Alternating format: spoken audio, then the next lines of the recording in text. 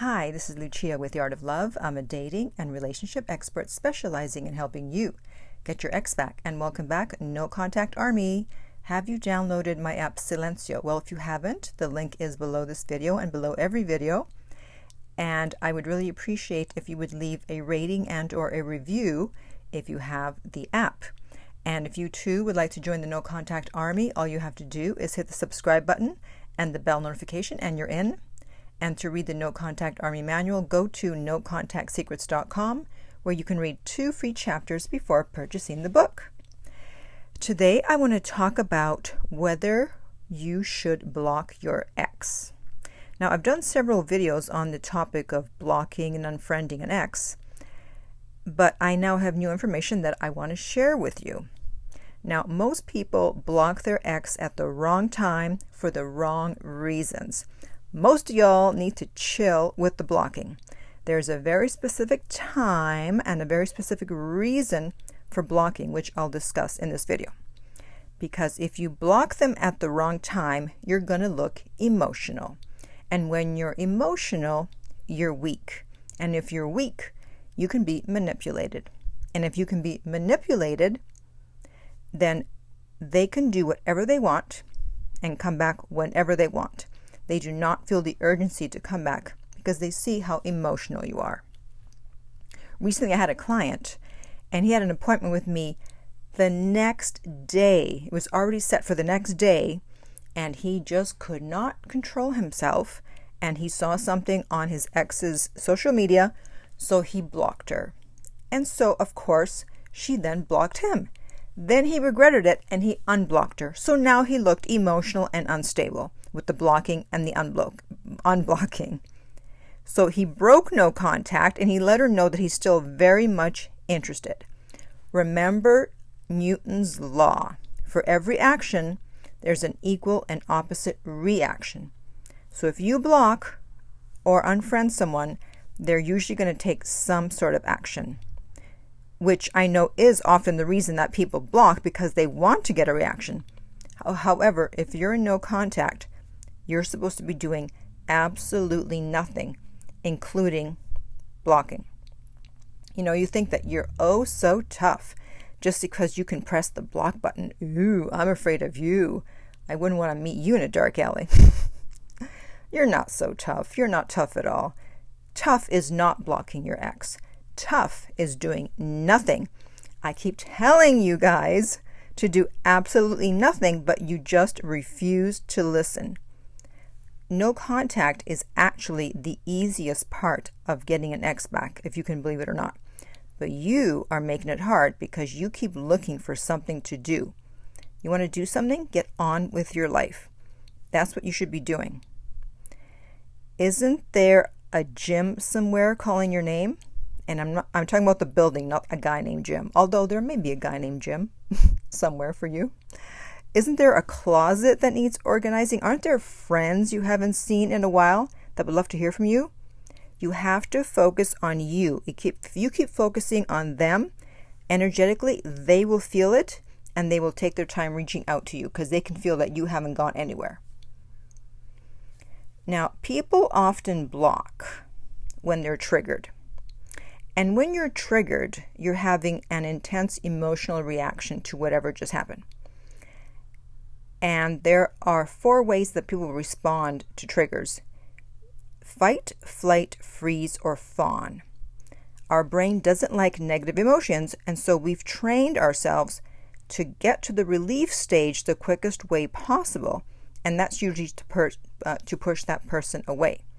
And this is why blocking and unfriending is the first thing that comes to mind when you're triggered.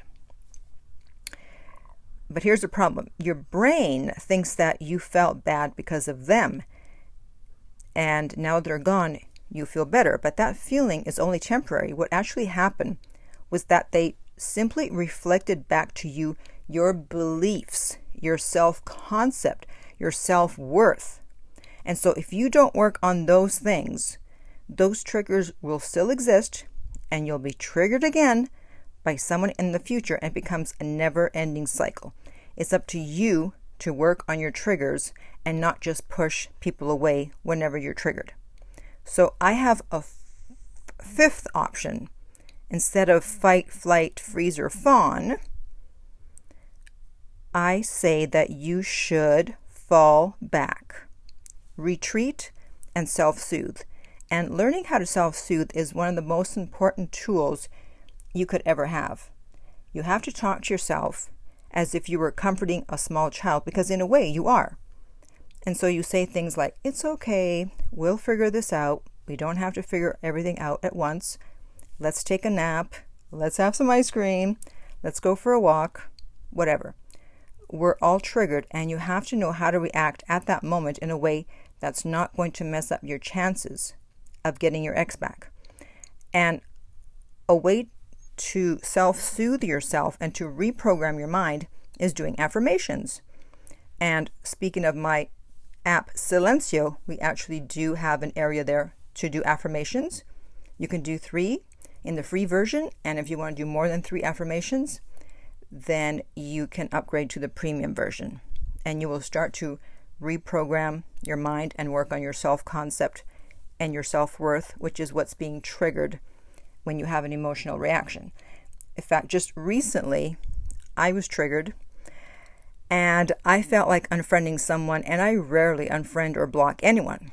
But luckily, I've learned to control myself, because I've seen that when I don't like the results. But it was interesting to observe my thoughts that were going all over the place at that moment.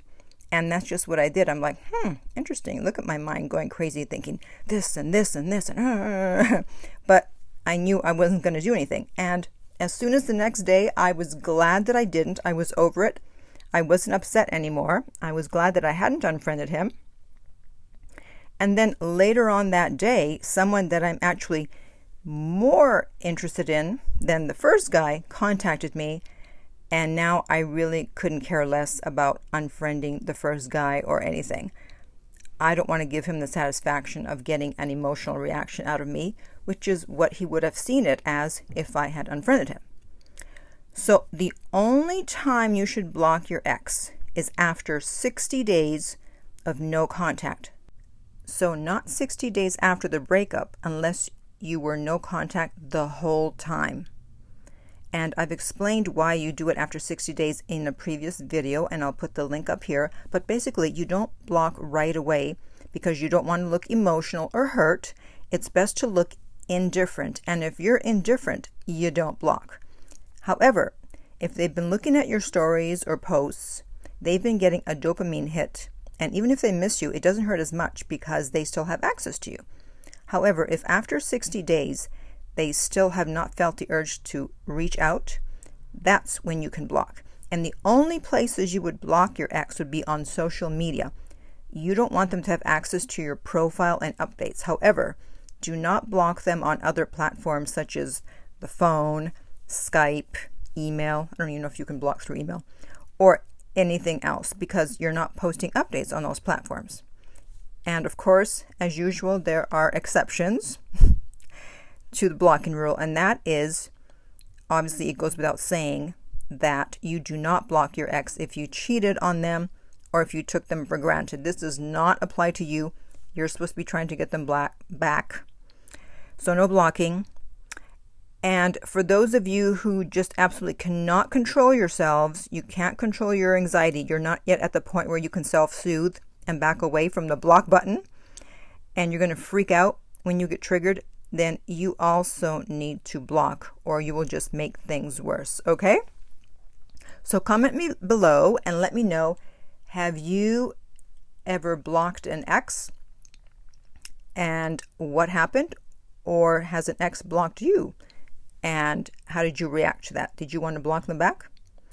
And in the meantime, if you would like my help personally to get your ex back, you can contact me at theartoflove.net. The direct link is below. If this video has been helpful, please like, subscribe, and share. If you're listening to a podcast, please rate and review. And finally, remember that love inspires, empowers, uplifts, and enlightens.